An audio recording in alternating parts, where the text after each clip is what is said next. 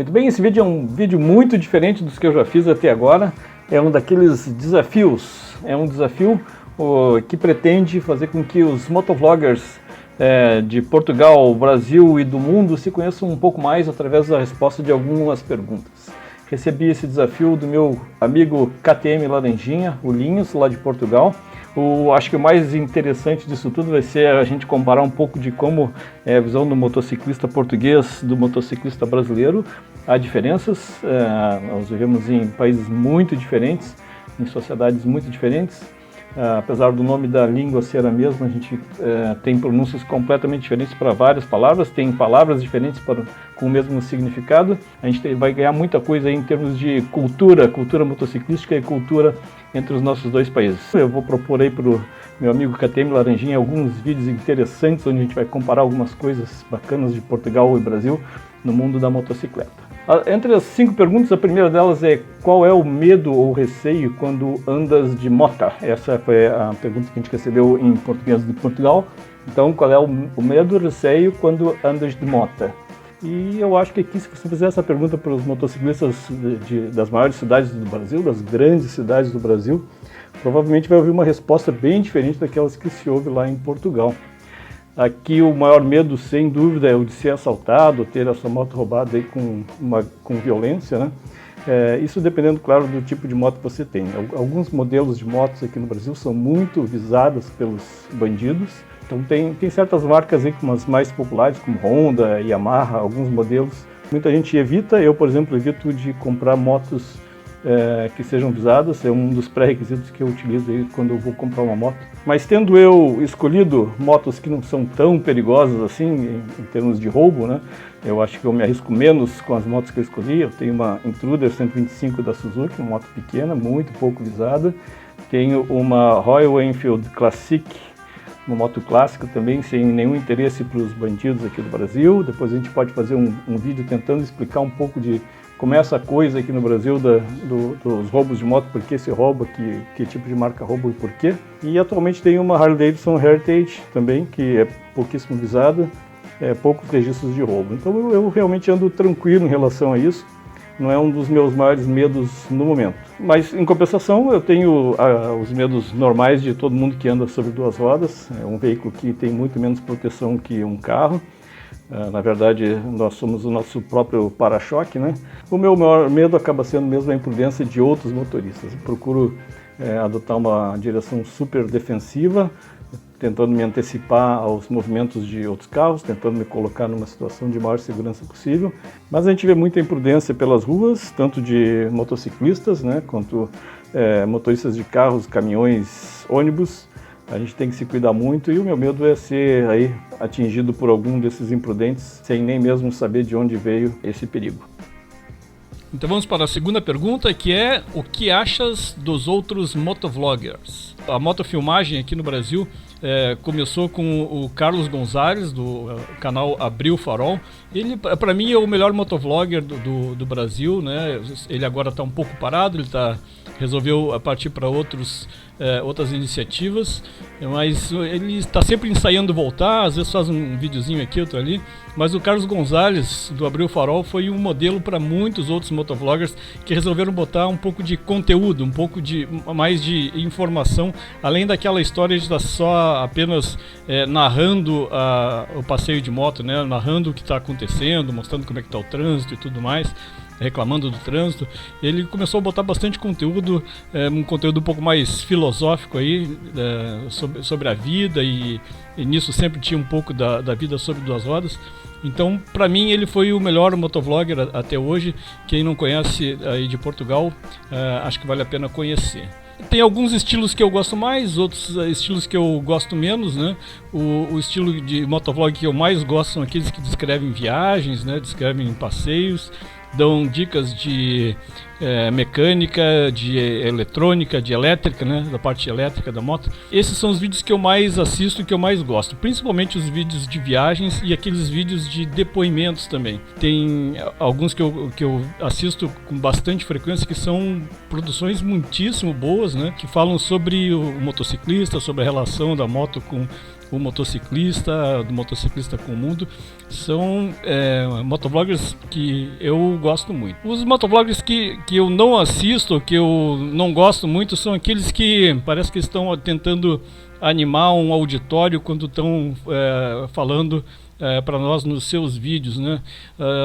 Isso é uma coisa que para mim não agrada e certamente dá para, a partir das primeiras palavras do vídeo, já dá para ver que é um estilo mais de animador de auditório do que alguém que vai passar algum conteúdo que pelo menos para mim faça sentido. Então aquele pessoal que começa o vídeo assim: fala galera, como vai? Aqui é o Moto Relax, quero falar para vocês hoje que vamos ter um vídeo espetacular, sensacional. Esse tipo de vídeo para mim, eu já paro de ver no início, já vejo que não vai ser muito conteúdo. É mais uma celebração da microfama que a gente acaba tendo com os vídeos que a gente faz, que a gente publica, né? A gente chega a um determinado ponto de experiência ou de tempo no YouTube que a gente tem já alguns bons inscritos, né? A pessoa a partir dos 1000 inscritos, eu acho que já se considera uma pessoa assim que pode considerar que tem uma microfama no YouTube. Então eu não assisto muito esse tipo de motovlog onde a pessoa parece que está apenas ali para massagear o seu próprio ego, né?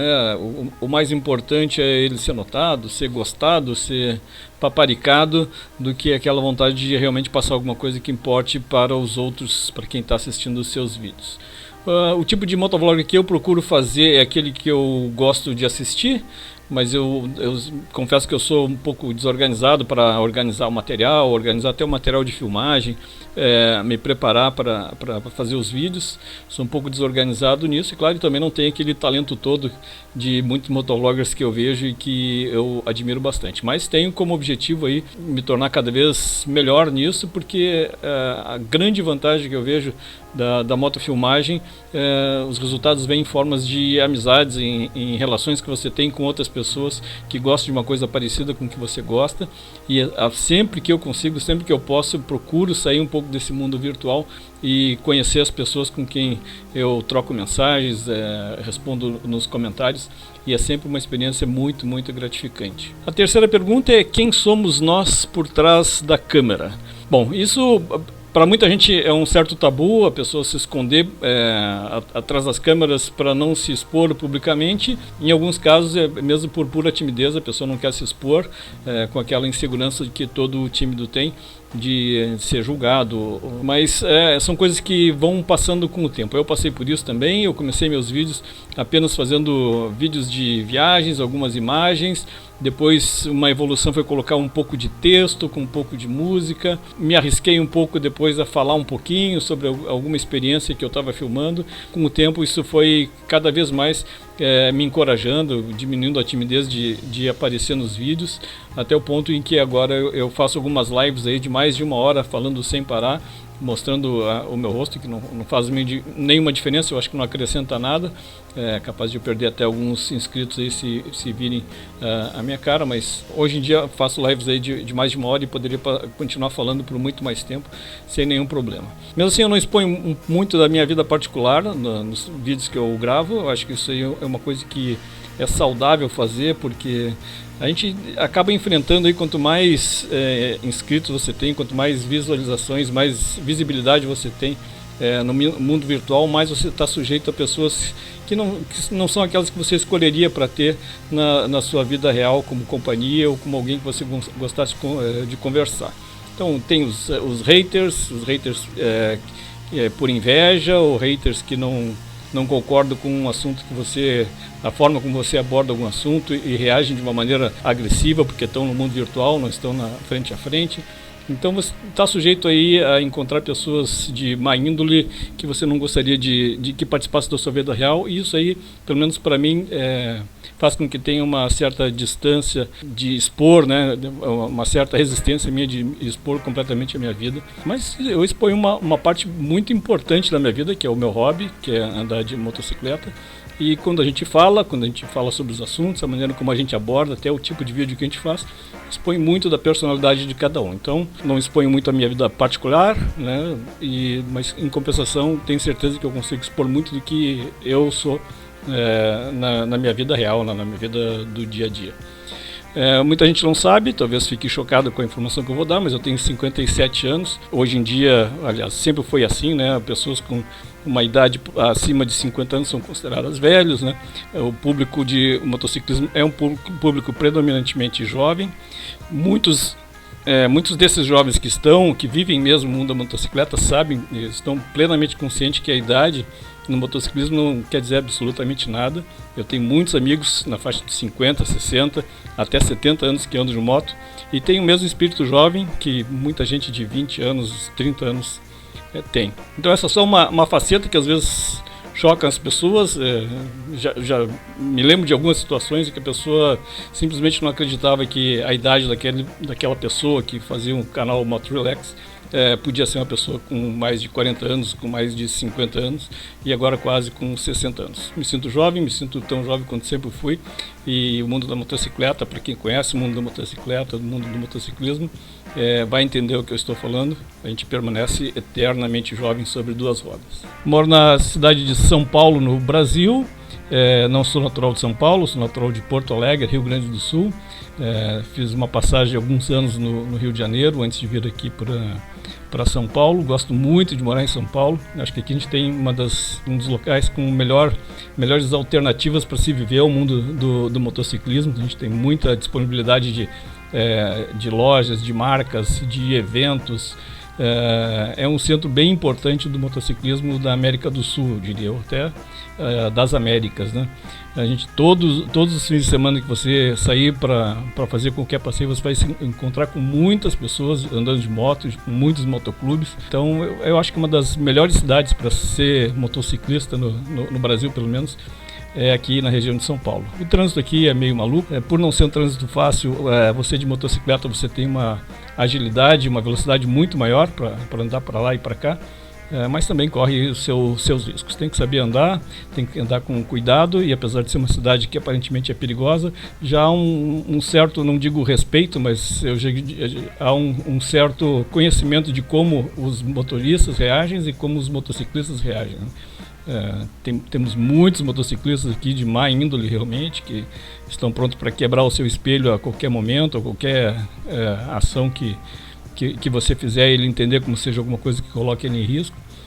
Mas também temos muitos motociclistas trabalhadores que usam suas motos no dia a dia para o trabalho, que são muito gente boa, estão aí para contribuir para que a cidade consiga andar mais rapidamente, uma cidade gigante como a cidade de São Paulo.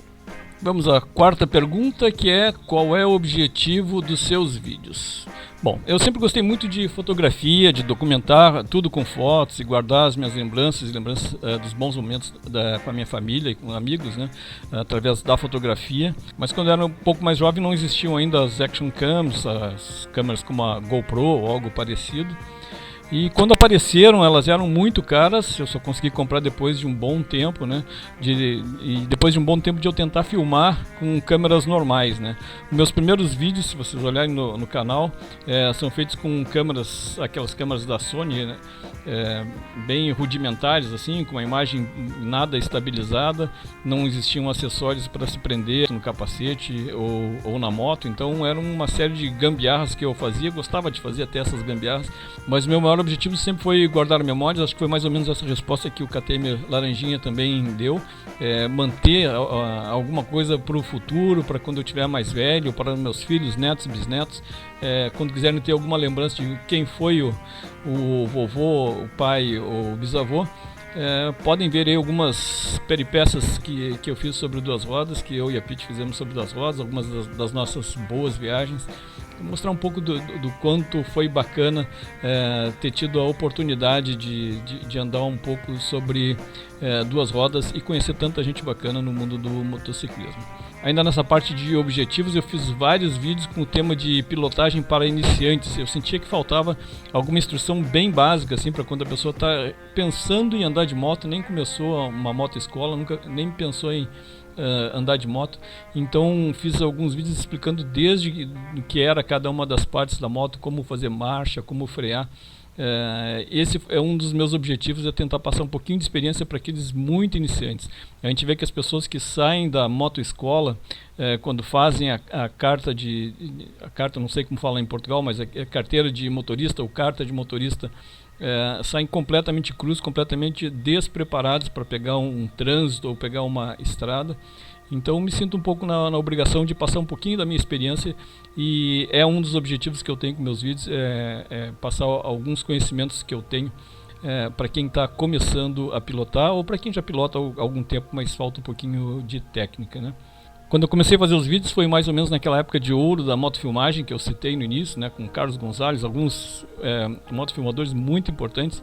Também era uma época em que os maiores ídolos da motofilmagem eram aqueles que se arriscavam absurdamente no trânsito, né?